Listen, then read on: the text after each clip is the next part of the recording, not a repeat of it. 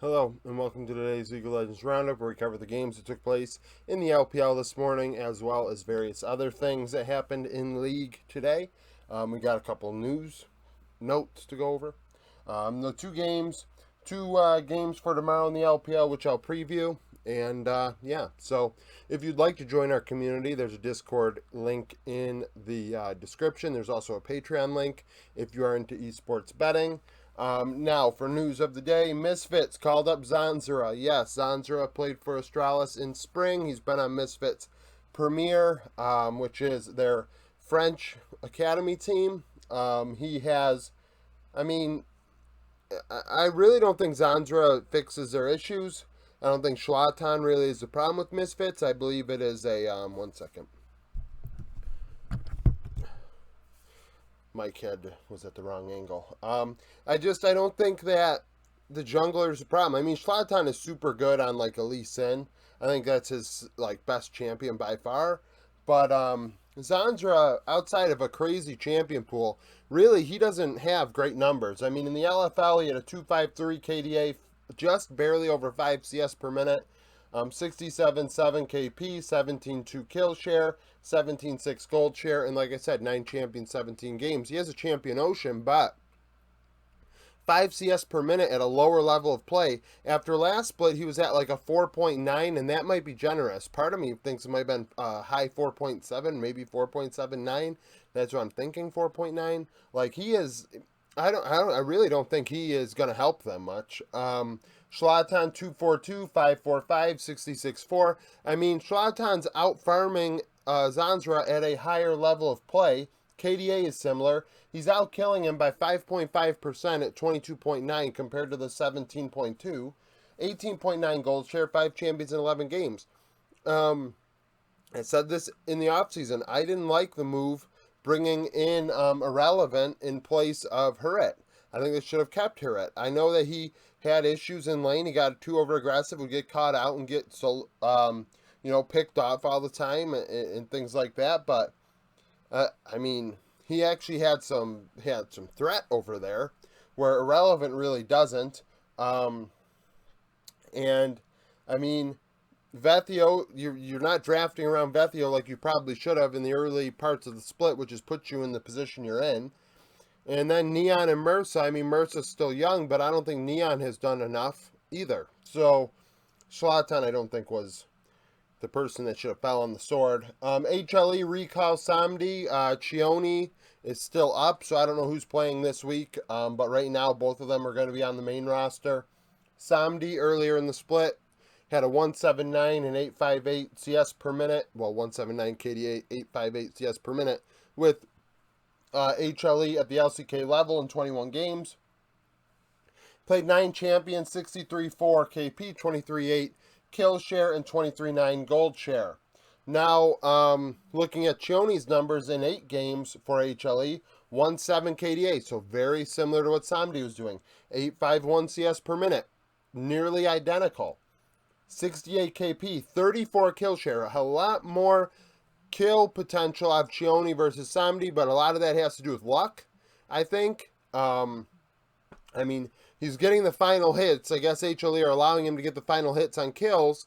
But, like, when it comes to farming and things like that, like, I guess Chioni's a better team fighter, but really it hasn't helped the team's record.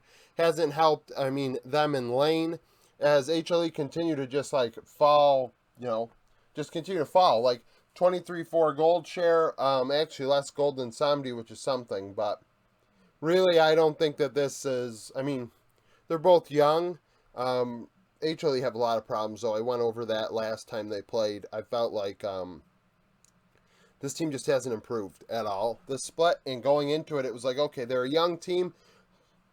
Time to improve. You got to be better than you started, and they are not better than how they started. Today in the LPL, Rare Atom got 2-0'd by RNG. RNG move on to 9-2. Xiaohu went 9-2-16 in mid with an 81% KP. Gala 7-2-11 with a team leading 28% of the damage. iBoy for Rare Atom 4-9-3, 32% of the team's damage as they got completely demolished. I think game 1 they got out killed 15-0. Just complete domination. FPX and Thunder Talk, a very important game for playoff implications. FPX would lose, moving to 5-7 as Thunder Talk moved to 5-6. TT win 2-1. UCal 17, 11, and 31 in mid with 28% of the team's damage. Kepler 17, 7, and 16 at 80 carry for Thunder Talk. LWX led the way for FPX, going 20, 10, and 16 with 33% of their damage. In Game 2, he had double-digit kills on a Zeri. Stars of the day. Summit in top lane for FPX, 1v9'd in their loss in Game 1 on an Aurelia, trying very hard. Game 2, he played pretty solid throughout the series, honestly. It was a pretty weak top day. I mean, Breathe did well, but all of RNG did well. Where Summit, I felt like was the guy that throughout all 3 games was probably the best player for FPX. LWX, like I said, showing up in Game 2 in a big way, but the other 2 games was kind of just whatever. Wei, very good for RNG. UCal and Kepler mentioned here. And then Ming for RNG. I think he had more kills than deaths, like 3, 2, and 25 or something. So, good day out of RNG as they, continue to stay as a world contending team in my power rankings. This game, though, probably kicks FPX out of the top 25. Thunder Talk, aren't going to be 11th anymore after the loss to Weibo, but maybe they don't fall as much as originally anticipated. Comparing that to my predictions for my Patreon, just for the sake of it, for now, given that it's all public, you can see my predictions there. After August 1st, it'll be behind a paywall. I do not expect people just to pay $1 a day to know what I'm predicting. If you're not betting, but if you want to, I'm not going to stop you. So, winners, I was 2-0. I had Thunder Talk 2-1 and RNG 2-0. As far as over-unders are concerned, I went 4 for 4. This game 1 for 3. This series 3 for 4. LNG versus EDG. This sneak peek's actually really interesting. We have 2 very compelling series tomorrow that I think are both going to go 3 games. LNG versus EDG, 2 teams are definitely not performing the way we would like them to. LNG 25th in the power rankings, EDG 7th. Combined 13 and 11. Who would have thought that? LNG lost to Victory 5-2-0 the last time they were on the Rift. EDG lost to RNG 2-1. RNG coming back from an 11k gold deficit in Game 3 to beat EDG. As EDG keeps swapping between junglers, between JJ and Junjia, I think Junjia has actually performed very well. I wouldn't be surprised if he is the starter tomorrow. Last time they played was Week 9, Day 2. LNG winning 2-0. Light going 10-3 and 11. Kind of a spoiler for my top performers of the week video later today. Light and Viper, I think, are the top 2 80 carries for the LPL that I'm going to go over. So those 2 are the players to watch as the top performing 80 carries from last week. JDG and Victory 5.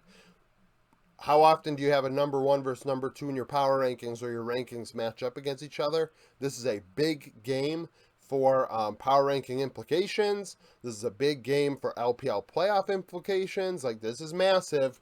JDG 11-1, Victory 5 10-1. JDG beat BLG 2-1 the last time they were on the Rift. Victory 5 beat LNG 2-0. They last played in the playoffs in the loser bracket. Victory 5 coming out ahead 3-1. Karsa being an absolute menace, going 31, 10, and 45 in that series. Karsa had I think it was an LPL record, 17 kills in a game on a Viego in that one. I think that was the record. So we'll see how this goes. Kanavi versus Karsa.